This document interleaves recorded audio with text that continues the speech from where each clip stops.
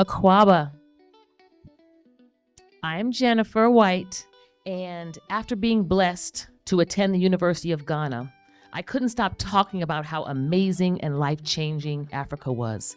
So I organized 14 group trips to Africa, and today I am proud to present my innovation, the Afro Future Parent Pen Pal Experience. Whoop, whoop. I thought I'd be here doing a trip to Ghana for Black parents. But what I discovered after interviewing 13 Black parents was real fear and disillusionment around traveling to Africa. So the question became, how might we experience and connect with Ghana without traveling there? The solution is to replace distance and myth with relationships, creativity, and shared future building, one family at a time. Our research found that Black families spend $145 billion a year for travel. So we travel, right?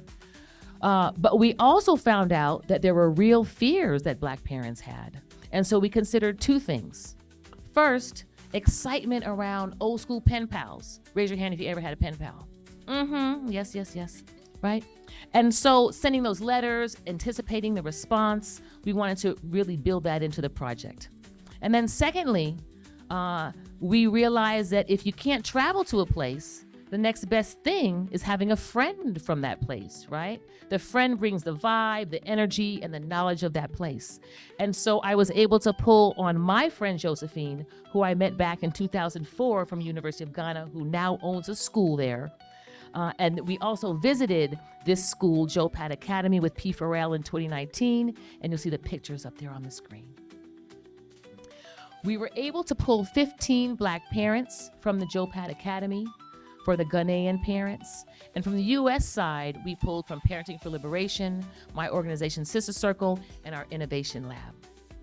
For round one, we started with 2 weeks, and we added technology to the experience to make it simpler to communicate, right? So we utilized WhatsApp.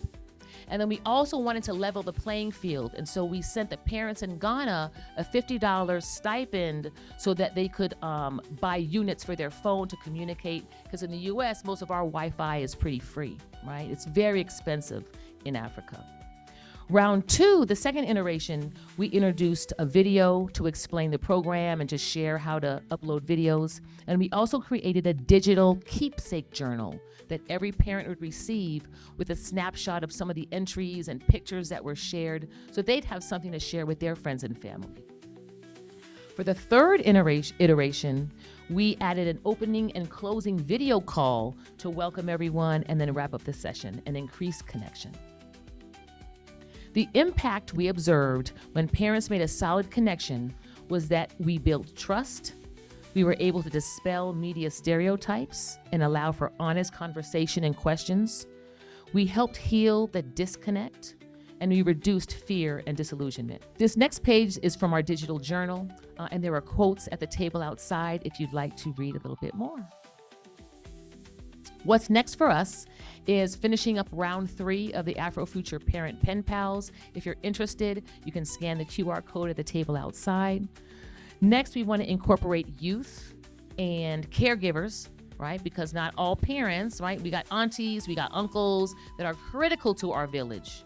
It really takes a village. So we want to incorporate them as well.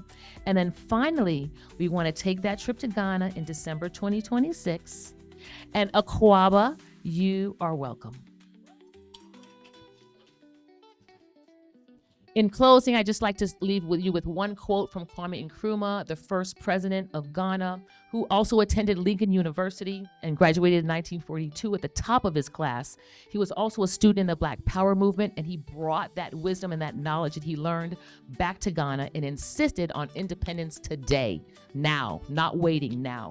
And so what his quote, he said, "I'm not an African because I was born in Africa, but because Africa was born in me."